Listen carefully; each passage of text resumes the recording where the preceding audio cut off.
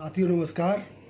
मैं सीए अमित अग्रवाल अपने YouTube channel पर आप सभी लोगों का स्वागत करता हूं। साथियों, आज दिनांक 25 जून को गवर्नमेंट ने सभी टैक्स पेयर्स का ध्यान रखते हुए और कोविड-19 की सिचुएशन को ध्यान में रखते हुए फिर दोबारा से एक बार जो हमारी ड्यू डेट्स थी उनको एक्सटेंड करने का निर्णय लिया है। तो आज हम और आप ये बात करेंगे कि आज गवर्नमेंट ने किस किस चीज़ की इनकम टैक्स के अंतर्गत किस किस चीज़ की ड्यू डेट उन्होंने एक्सटेंड करी है। तो साथियों, हम आगे चलते हैं। अगर आपने मेरा यूट्यूब चैनल अभी तक सब्सक्राइब नहीं किया है तो कृपया उसको सब्सक्राइब करें, जिससे कि मैं इसी प्रकार की वीडियो आपके लिए लाता रहूं। तो साथियों, आज गवर्नमेंट ने notification number 74/2021 and notification number 75/2021 and एक उन्होंने सर्कुलर भी इशू किया है जी 12/2021 दिनांक 25 जून। तो इन सर्कुलर के माध्यम से उन्होंने बहुत सारी चीज़ों को क्लैरिफाई करने का प्रयास किया है और बहुत सारी डेटों को उन्होंने एक्सटेंड किया है। तो सबसे पहले तो इसमें फॉरमोस्ट जो डेट इसकी उम्मीद काफ़ी लोगों को थी टीडीएस रिटर्न की, जो हमारा फाइनेंशियल ईयर 2021 जो हमारा 31 मार्च 2021 को समाप्त हुआ है, उसकी हमको फोर्थ क्वार्टर की टीडीएस रिटर्न दाखिल करने की जो लास्ट डेट 31 मई थी। पहले गवर्नमेंट ने सर्कुलर नंबर 9/11/2021 के माध्यम से उस डेट को एक्सटेंड करके 30 जून कर दिया था। अब उन्होंने उसको फर्दर एक्सटेंड करके 15 जुलाई 2021 कर दिया है।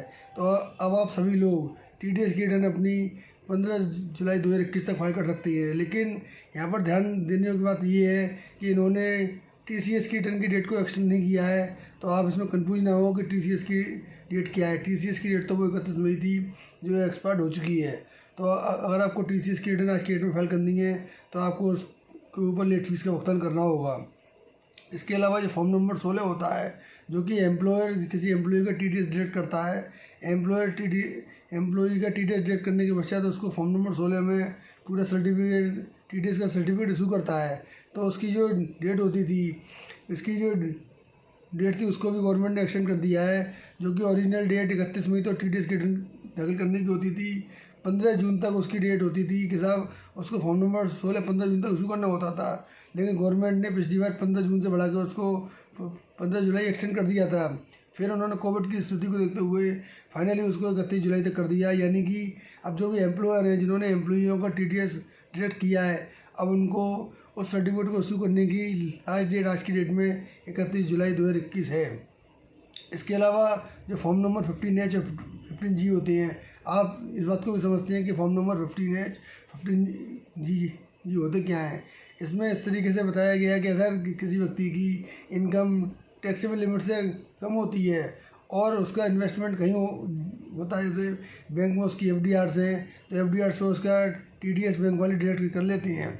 अगर वो 15H और 15G में डिक्लेरेशन करके दे देते हैं कि उनकी इनकम टैक्सेबल लिमिट से कम है, तो जो भी उसका डायरेक्टर होता है वो टीडीएस का डिडक्शन नहीं करता है। तो उसकी फोर्थ क्वार्टर की जो डेट थी, यानी कि फाइनेंशियल ईयर 2021-22 का जो उनका फर्स्ट क्वार्टर था, जो कि 30 जून 2021 को समाप्त हो रहा था, इसकी जो लास्ट डेट थी 15 जुलाई 2021 थी। इसको उन्होंने बढ़ा के 31 अगस्त 2021 तक उसको कर दिया है। यानी कि अब फाइनेंशियल ईयर 21-22 की फर्स्ट क्वार्टर था, जिसकी की डेट जो कि फर्स्ट क्वार्टर हमारा 30 जून को समाप्त हो रहा था, उसकी डेट 15 जुलाई होती थी। ओरिजिनल डेट 15 जुलाई थी।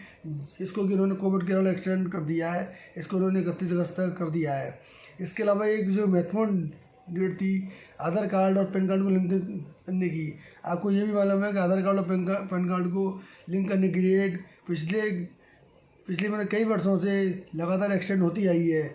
इसी कड़ी में जो डेट अभी तक 30 जून उन्होंने जो सेट करी थी, यानी कि अगर 30 जून तक कोई व्यक्ति अपना पैन कार्ड और आधार कार्ड को लिंक नहीं करता तो 1 जुलाई को उसका पैन कार्ड डीएक्टिवेट हो जाता। इस डेट को बढ़ा के इन्होंने 30 सितंबर 2021 कर दिया है। तो ये भी टैक्स पेयर्स के लिए एक बहुत बड़ी राहत है। अतः सभी टैक्स पेयर्स से निवेदन है कि जिन लोगों के आधार कार्ड पैन कार्ड से लिंक नहीं हुए हैं, तो वो जो उनको समय दिया गया है 3 महीने का, इन 3 महीने का समय का फ़ायदा उठाते हुए अपने आधार कार्ड और पैन कार्ड को लिंक करवा लें। इसके अलावा इन्होंने इसमें जो महत्वपूर्ण बात कही है, विवाद से विश्वास। विश्वास स्कीम जो फाइनेंस एक्ट 2020 के द्वारा भारत सरकार के द्वारा लॉन्च की गई थी, इसकी भी डेट को कई बार गवर्नमेंट ने इसको एक्सटेंड किया है। इसको इन्होंने फर्दर एक्सटेंड करते हुए विवाद स्कीम की जो डेट 30 जून थी विदाउट एडिशनल फीस, मतलब इसमें दो तरह की स्थिति आती हैं, एक तो विदाउट एडिशनल फीस, एक विद एडिशनल फीस। तो इसमें भी इन्होंने इस बार एक्सटेंशन कर दिया है। इसमें इन्होंने लिखा है कि last date of payment of amount under Vishwas scheme without additional amount which was earlier extended to 30 June further extended to 31 August 2021, यानी कि पहले जो डेट विवाद स्कीम की 30 जून 2021 थी उसको बढ़ा के उन्होंने 31 अगस्त 2021 तक कर दिया है। और last date of payment of amount under Vishwas with additional amount has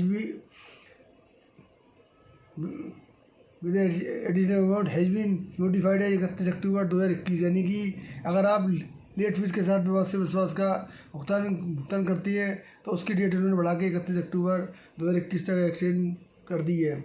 इसके अलावा इन्होंने एक डेट और एक्सटेंड करी है, time limit for passing assessment order, यानी कि जो भी असेसमेंट ऑर्डर की टाइम लाइन जो थी, जो डेट एक्सपायर्ड 30 जून तक हो रही थी, जो उन्होंने पहले 30 जून 2021 तक उन्होंने फाइल कर रखी थी, उसको बढ़ा के भी इन्होंने 30 सितंबर 2021 तक बढ़ा दिया है, उसको एक्सटेंड कर दिया है।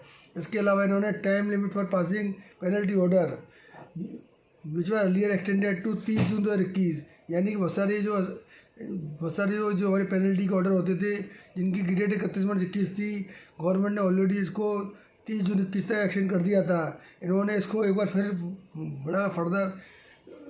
फर्दर बढ़ा के 3 महीने एक्सटेंड कर दिया, तो उसको 30 सितंबर 2021 तक एक्सटेंड इन्होंने कर दिया है।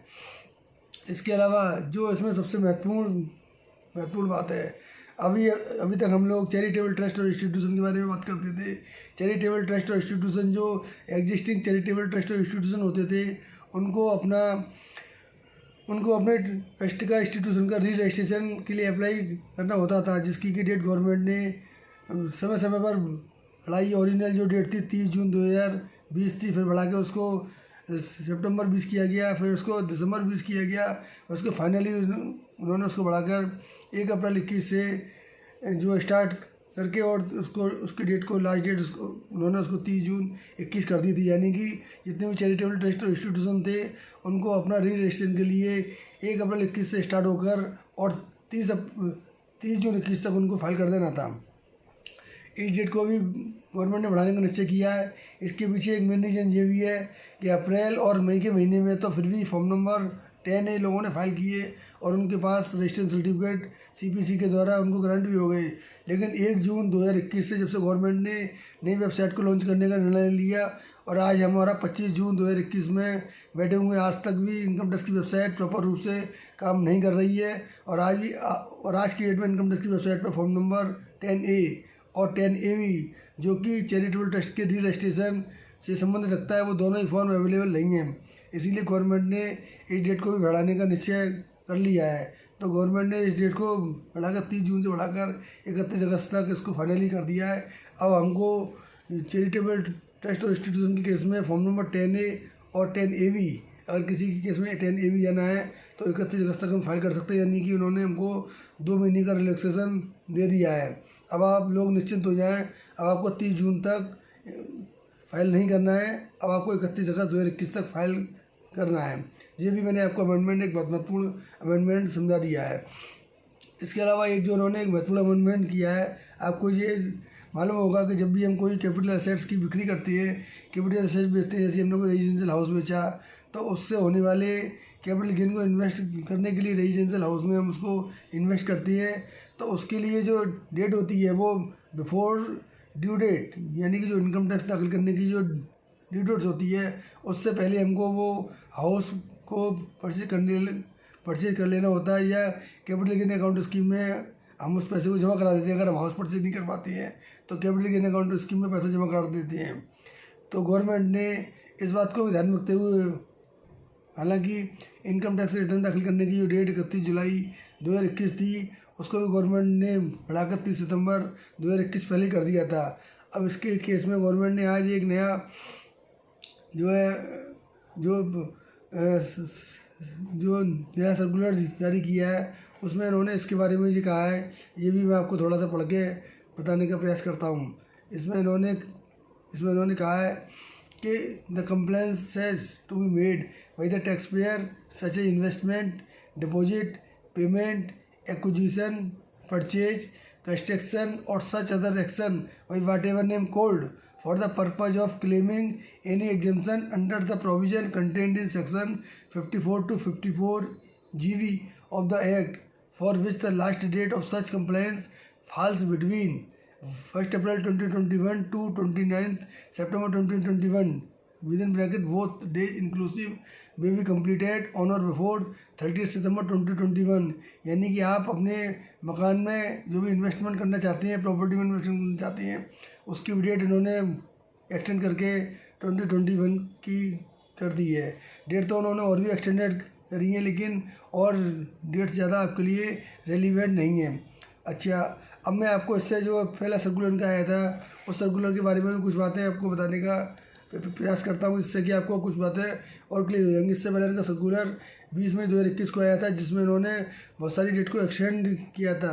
तो उसमें जो हमारे लिए महत्वपूर्ण डेट्स हैं मैं उसको आपको केवल बताऊंगा, बाकी डेट्स मैं आपको नहीं बताऊंगा। जैसा कि TDS की डेट पहले इन्होंने 31 मई से बढ़ा के 30 जून कर दी थी।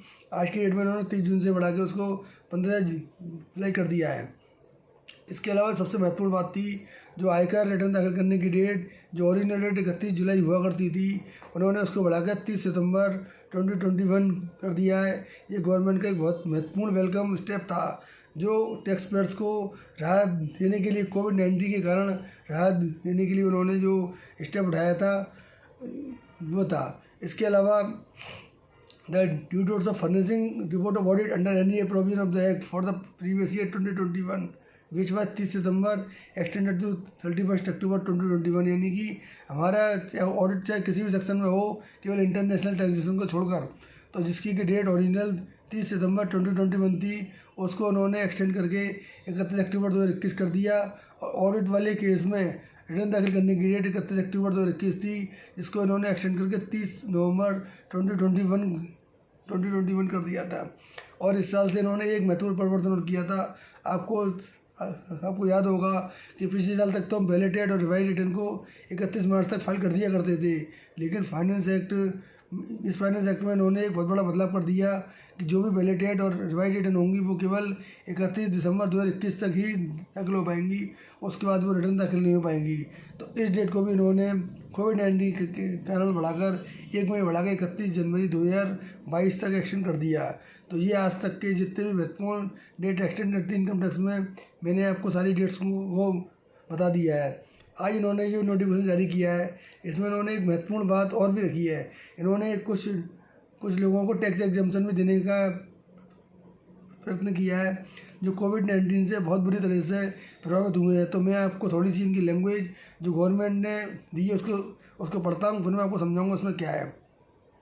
Many tax payers have received financial help from their employer and well-wishers for meeting their expenses incurred for treatment COVID-19। यानी कि जो भी कोविड-19 से लोग प्रभावित थे, बहुत सारे लोगों को उनके एम्प्लॉयर के माध्यम से या उनके जो वेल विशर हैं या उनके रिश्तेदार हैं या उनके मित्र हैं, उनके द्वारा बहुत सारी हेल्प उनको दी गई है। In order to ensure that no tax liability arise on this account, it has been decided to provide income tax exemption to the amount received by a taxpayer for medical treatment from employer or from any person for treatment of COVID-19 during financial year 2020 and subsequent years। इनका कहने का मतलब ये है कि कोविड-19 में अगर किसी व्यक्ति को कोई समस्या आ गई थी तो उसके एम्प्लॉयर ने भी उसकी मदद करी और उसके मित्र ने और उसके रिश्तेदारों ने भी उसकी मदद करी।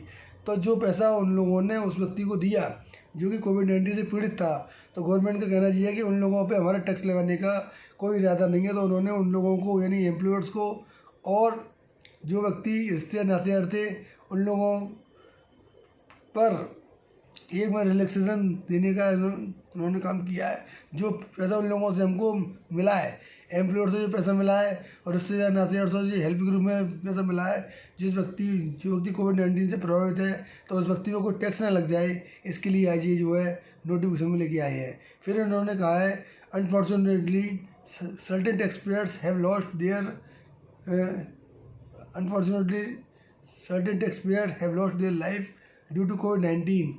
Employer and well-wishers of such taxpayers had extended financial assistance to their family member so that they could cope with the difficulties arising due to the sudden loss of the earning member of their family. In order to provide relief of the family members of such taxpayer, it has been decided to provide income tax exemption to ex gratia payment received by family member of a person from the employer of such person or from other person on the death of the person on account of COVID-19 during 2020 and subsequent years.